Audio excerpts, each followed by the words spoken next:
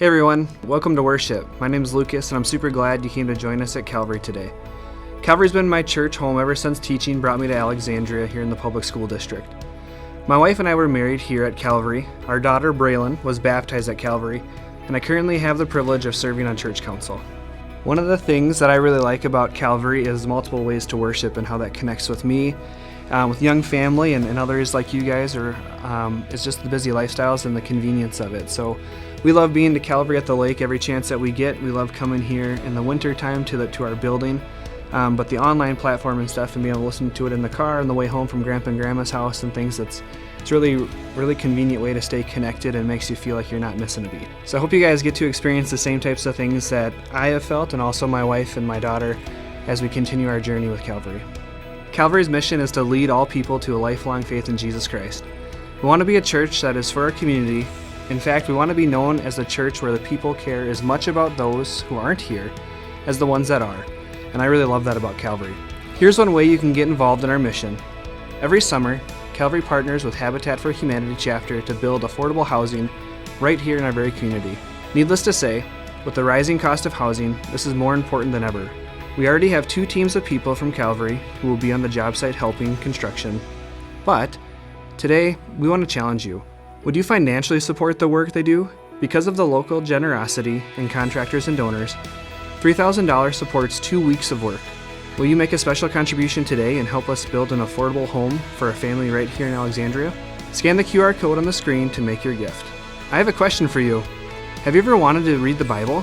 Are you probably like me? I've always wanted to read the Bible, but struggled to get started. Join me this month as the Calvary team walks us through the book of John during the month of June. Sign up by scanning the QR code on the screen or go to our website. Monday through Friday, you'll get a text message sent to your phone with a link to a quick video devotion, and together we'll figure out how to read the Bible. It's going to be pretty sweet. I hope you'll join us. Again, welcome to worship today. And so whether you're young or old, worshiping in the traditional service or Calvary at the lake or online, we are honored to be with you. Thank you for making the time for what really matters, for what ultimately gives our lives meaning and purpose, the grace and love of Jesus. Let's worship.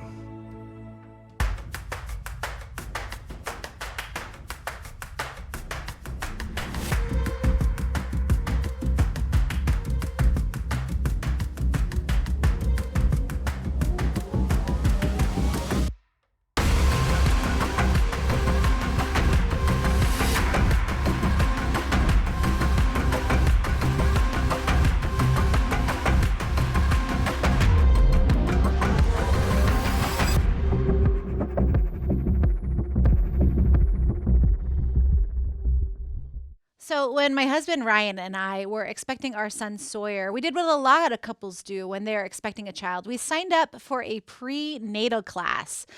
I had already had 2 kids from my first marriage, but our son Sawyer, he was the first for Ryan. So we wanted to make sure that Ryan got the chance to experience all of the pregnancy things. So we signed up, and the class was held at the hospital on Sunday afternoons. And so we were so excited to go to our first prenatal class. We went to the class and we met all these other couples, and we started practicing the breathing techniques that you do and all kinds of other things. And then after the class was over, we started walking through the hospital atrium. And I got taken away at this moment, just in this place of maternal bliss and all these emotions flooding me. And I started to talk to Ryan. I started to say, hey, I am so excited to have this baby with you. Maybe we should go pick up one of those little giraffe teethers that they sort of talked about in class. And I thought we really connected with this other couple that sat next to us. Maybe we should try and get their contact information and maybe invite them to lunch afterwards. Because, our kids would be the same age and they could grow up together. Maybe we should connect with them after the next class. And this whole time I'm talking, and I'm just overcome with all of my feelings and emotions and probably hormones. And I looked over at my husband, Ryan, and he had this gazed look in his eye. And I was thinking, oh my gosh, he's overwhelmed with joy too. He is bringing a baby into the world with me. He is so overexcited. And so I grabbed Ryan's hand to hold it and squeeze it. And I said, honey, what are you thinking? And he looks up and he looks around at the building and he looks down at me and he says, I think that these are preformed concrete walls. And I said, excuse me, what? He goes, yeah, these are definitely preformed concrete walls. I was like, what? You see, my husband Ryan, he's an architect, and he was looking at the building and thinking about the building. He didn't hear anything about what I said in my reflections on our maternity bliss moment. He wasn't experiencing the butterflies like I was from that moment, or maybe he was about the concrete walls. But you see, in that moment, Ryan was distracted. When I was working on my degree, I was doing it when I was staying at home with my kids. I had 4 kids at the time.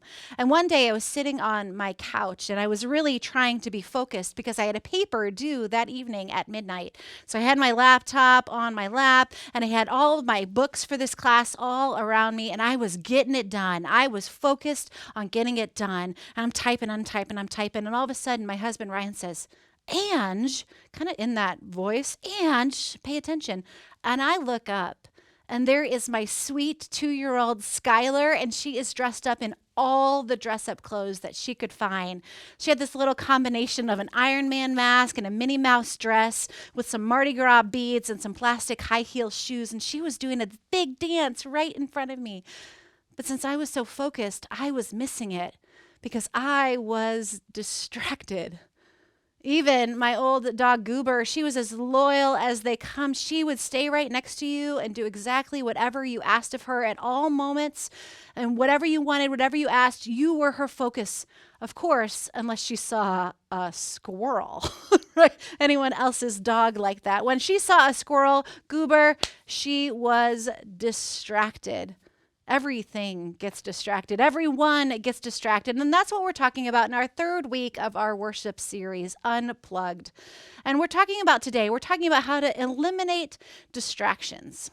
We all get distracted. Some of you have already checked your phone 3 or 4 times since I started this message just a couple minutes ago. And that's okay. We're all distracted. We're distracted with this thought or that worry or that thing that's going on over there, that thing that you have on your mind. Studies show that our attention span is decreasing each year. In the year 2000, before the digital revolution, our attention span was, get this, 12 seconds. But today, it's decreased to only 8 seconds. Our attention span is 8 seconds. To put this in perspective for you, studies also show that goldfish have an attention span of 9 seconds. That's right, we are losing to goldfish. So the word distraction, it actually comes from the Latin word that means pulling apart or separating or drawing of the mind in different directions. Let's be honest, there are so many forces in the world that are trying to pull us apart from the things that matter most in our lives.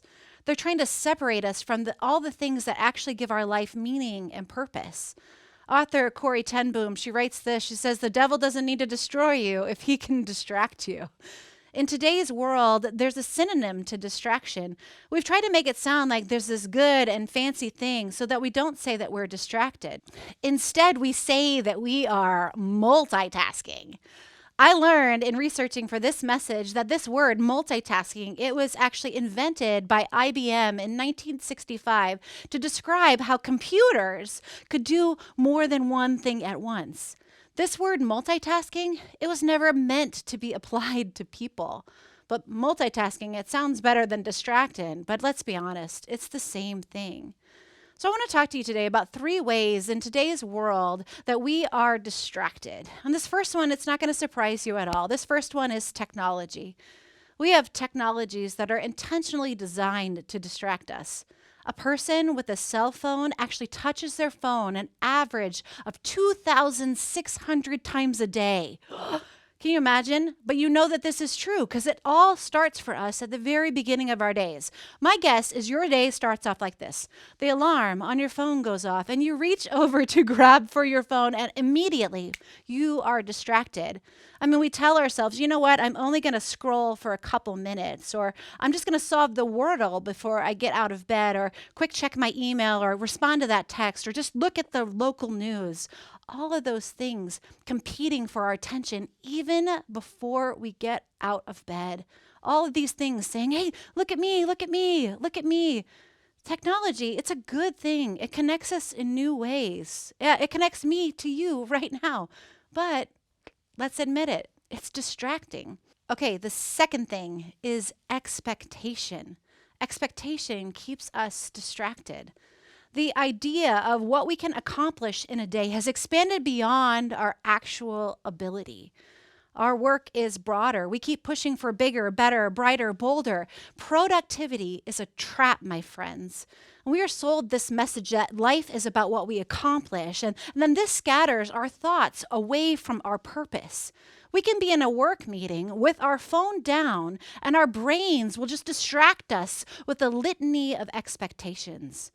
We start to get thoughts like for me, I need to reschedule that doctor's appointment, or we're out of laundry detergent. Did we pay the association dues? And today is Caroline's birthday, so I have to be sure to call on my way home from work. And Sawyer, he needs his swimsuit for PE, but I'm not sure that it still fits because he's had this growth spurt lately. I need to email my Connect group back. And did the dog get her meds? And I made to make sure I defrost the chicken before dinner. And I think we're out of ketchup. I wonder if I should apologize to her for that thing I said, or if she even sort of remembers it. And I'll be sure that I better go pray and work out and read my Bible. Anyone with me? The truth is that the mental load for us in today's modern world is just too much. It's just plain too much. The expectation of what we can do in a day, or what we're expected to accomplish in a day, is beyond what it has ever been before for humanity. We keep striving for this work-life balance that doesn't exist. I have yet to meet a single person who believes that they have a work-life balance. This is a lie, my friends. High expectations, those are good, but they're distracting. Okay, our third distractions come from options. I spoke with an older woman the other day who's in a care facility, and she's in her late 80s or early 90s, and it was the first time we had had a conversation. She couldn't get over the fact that I was a woman pastor. She remarked about how maybe she would have liked to have been a pastor, but that wasn't an option for her at the time. She told me, she said, nurse, secretary, or teacher. Those were my options. She goes, and that was only before I became a wife and a mother. She only had 4 options just 80 years ago, 60 years ago, that she could have possibly done. In this past 50 years, we have had an explosion of choice in our world. And this is really an unprecedented explosion in all of human history. In fact, researchers at Cornell University estimate that we make 226 decisions a day on just food. Just food. And as your level of responsibility increases, or maybe as your expectations increase, so do the choices that you have to make. It's estimated that an average adult today in our culture makes about 35,000 decisions every single day. 35,000. But for moms, it's more. And I am the mom of 4, and I can tell you this is absolutely true. For moms, we average about 50,000 decisions a day. My friends, options are good, but they're distracting. We're overwhelmed. We're overwhelmed with technology and expectation and options, all this swirling mess going all around in our heads, all around us, decisions and thoughts. And then bing, bing, our phone goes off and it tells us that we need to solve a problem over here. My friends, it's no wonder why we are losing to goldfish. It's no wonder why we're distracted. It's no wonder why we're all over the place. Are you still with me? Okay, good. In the Bible, there is only one story that talks specifically about distraction, and it's this one. As Jesus and his disciples were on their way, he came to a village where a woman named Martha opened her home to him. She had a sister called Mary who sat at the Lord's feet, at Jesus' feet, listening to what he said. But Martha was distracted by all the preparations that had to be made. She came to him and asked, Lord, don't you care that my sister has left me to do the work by myself? Tell her to help me. Martha is distracted by all the expectation, by trying to accomplish all that needs to be done in order to host her guest. She's hustling. She's taking into account the cleaning, the meal prep, the serving of Jesus and his disciples, all the while her sister is just sitting there. I mean, if that was my house, that'd be super irritating, right? I mean, I hear you, Martha. Her sister isn't helping. If my sister isn't helping, I get irritated. But the point is that Martha was missing it. She was missing what was really important right there in that moment. And Jesus replies to Martha. He says this. He says, "Martha, Martha," the Lord answered, "you are worried and upset about many things, but a few things are needed, or indeed only one. Mary has chosen what is better, and it will not be taken away from her." When we're distracted, it's always at the expense of something else.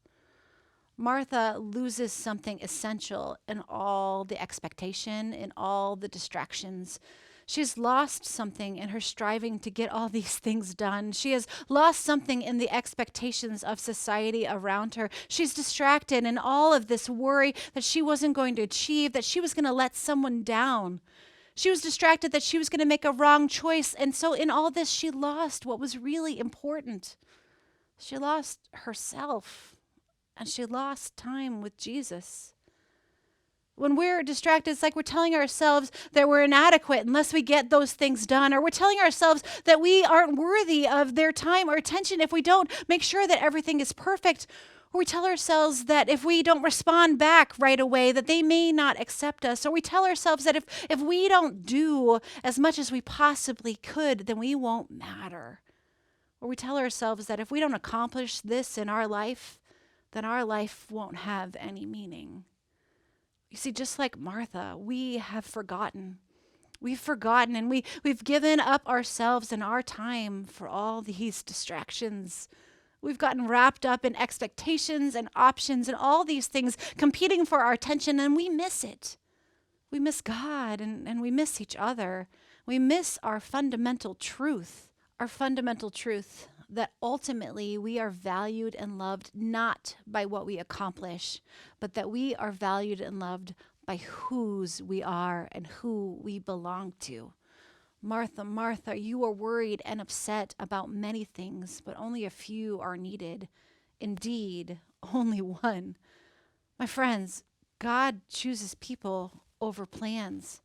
God chooses people over production. God chooses you over what you do. God chooses you.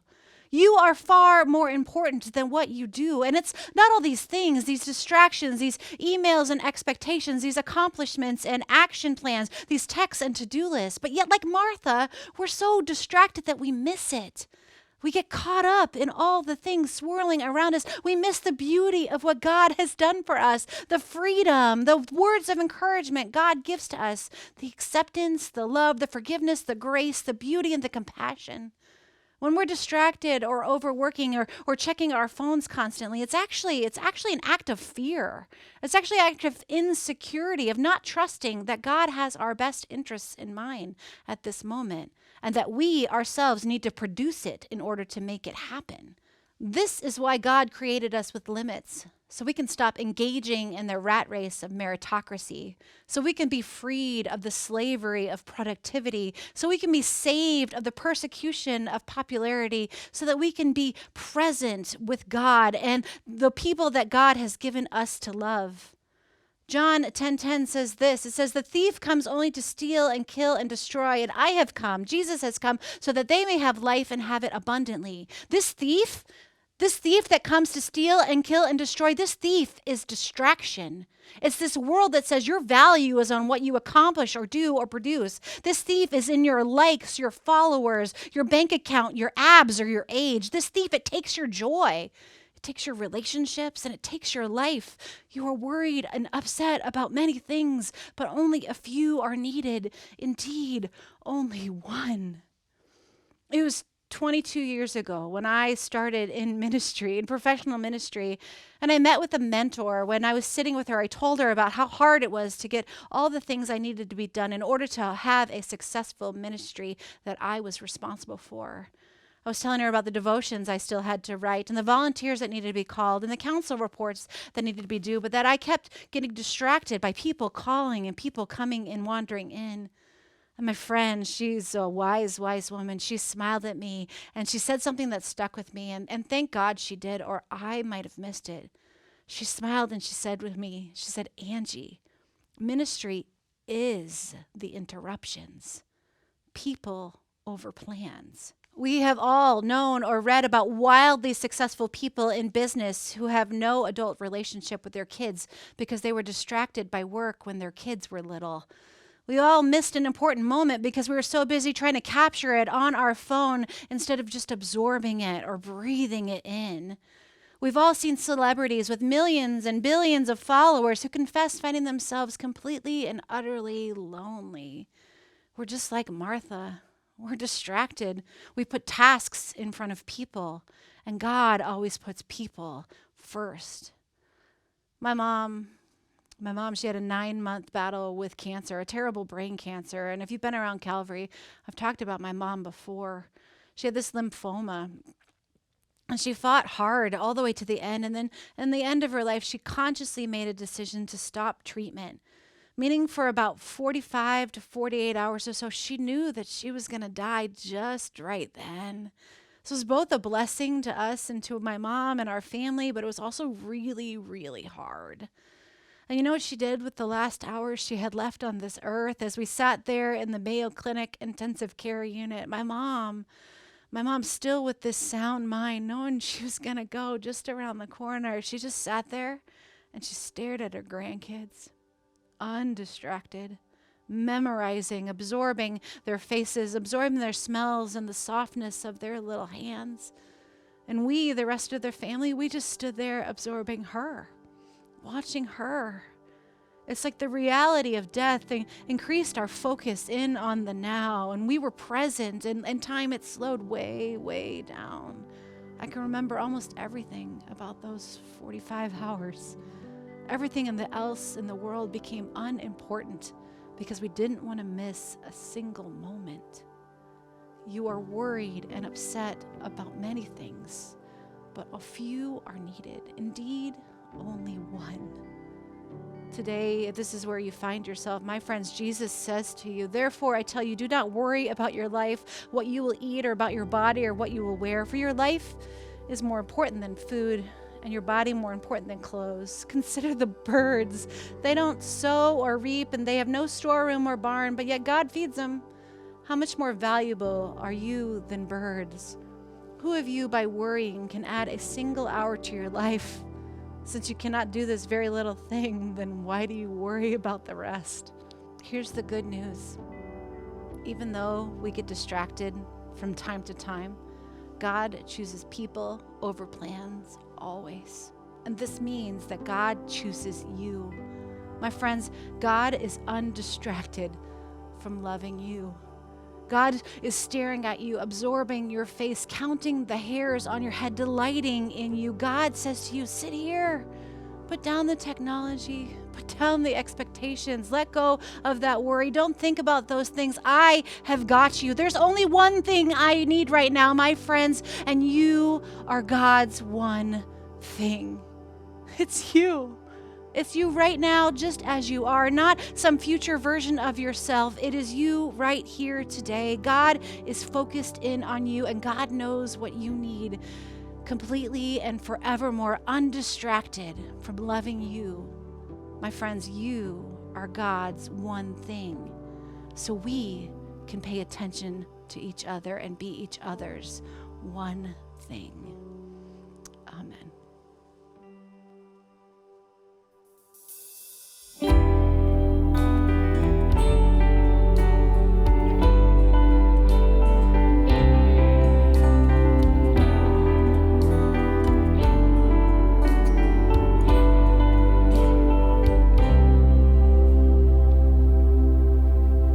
The sun sets free, oh, it's free indeed.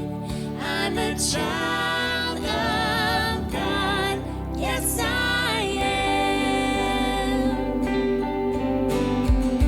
Who am I that the highest King would welcome me? I was lost, but He brought me in. Oh, His love for me. Oh, His love for me.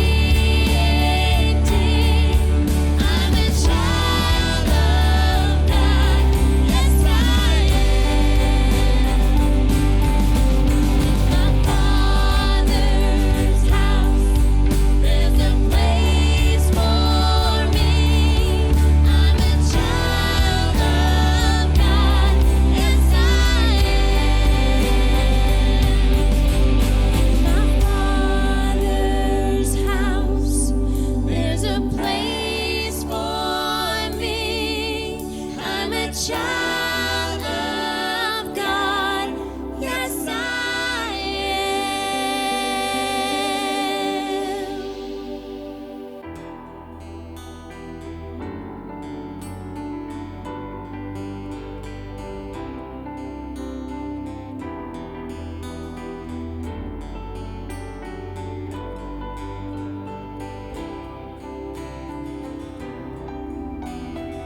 Yes. Thank you so much for joining us for worship today. Please join us in praying the Lord's Prayer. Our Father, who art in heaven, hallowed be thy name. Thy kingdom come, thy will be done, on earth as it is in heaven. Give us this day our daily bread, and forgive us our trespasses, as we forgive those who trespass against us. And lead us not into temptation, but deliver us from evil. For thine is the kingdom and the power and the glory, forever and ever. Amen. Hey guys, if you're not distracted yet, I'm so honored that you have worshiped with us here today. We'd love for you to take this next step in your life of faith, and there's a number of ways that you can do it. Be sure to check out our website, calvaryalex.org. There's lots of ways for you to be able to get engaged into the life and ministry here at Calvary. If you're somebody who is new to our church, we are so honored that you are here. Welcome. We would love for you to join our email list. You can do this on our website. It's calvaryalex.org. Just click on the button that says, I want to sign up for emails.